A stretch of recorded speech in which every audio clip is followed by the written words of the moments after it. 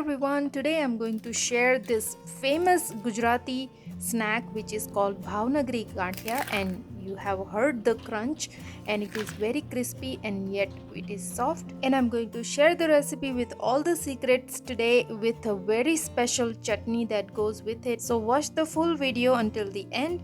Welcome to Sanam's kitchen. Please subscribe to my channel and turn on those notification bells for my future uploads. So to start the recipe, I'm going to take 1 cup of gram flour, which is besan, and I'm going to sift it to make the gathiya very crispy and yet very soft. Now next I'm going to add half a teaspoon of carom seeds, which I'm going to crush between my palms and add it, and also I'm going to add half teaspoon of black pepper powder. Set this aside, and in a cup we are going to take 1/4 cup of oil and 1/4 cup of water and half a teaspoon of soda bicarb, that is also called as papad khar, and half teaspoon of salt. Now I'm going to whisk this, and to make the process quick I'm using this hand blender or milk frother, and we are going to whisk until the mixture turns really frothy. This is very important to get that crispy and soft gathiya like we buy it from the store. So now in the flour we are going to give a quick mix and then add this mixture that we have just prepared. All goes in once. This is a perfect measurement for this recipe. So mix this gently, make sure there are no lumps, and I'm going to add another 1/4 cup of water. So we have to mix the flour, and I have added the water. Now we have to whisk it in one direction until it is nice and fluffy and slightly changes its color. So I'm just going to whisk. You will need some strong hands. So here, check the consistency. It is very soft. It's not a batter and it's not a dough, so it's somewhat in between.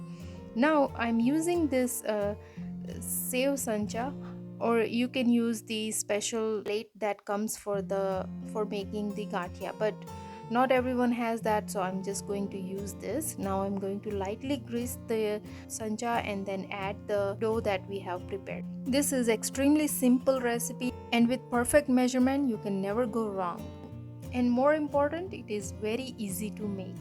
Now I have filled up the sancha, and also my oil is also heating up, so I'm going to fry directly into the hot oil. So try it today and let me know in the comment how it went. And you can see how nicely it puffs up. So this is because of the papad khar that we have added. Now you can also use baking soda if you do not have the papad khar, but you can easily find it in any Indian grocery store. We are going to fry it until it's a little less bubbly and it is nice and crispy. So our Bhavnagari Gathiya is ready. Now it's time for chutney. So for the chutney, I'm going to take some Bhavnagari Gathiya that we have just made, and handful of fresh coriander and 8 to 10 mint leaves, and then green chilies as per your taste. So here I have 2 green chilies which are not so spicy, and then 1 teaspoon of cumin seeds and half a teaspoon of chaat masala and salt to taste. Now add little water and we are going to grind it into a paste. I have also included the link for this spice grinder in the description box below, so you can check that out, and you can also use a lemon juice if you like. Now look at this bright green chutney. So our Bhavnagari Gathiya is ready, and so is our chutney, so I'm ready to serve. So I hope you enjoyed this video. This is crispy, crunchy and very soft, melt in your mouth Bhavnagari Gathiya. So please like, share and subscribe to my channel, and I'll see you with another simple recipe. Till then, bye bye.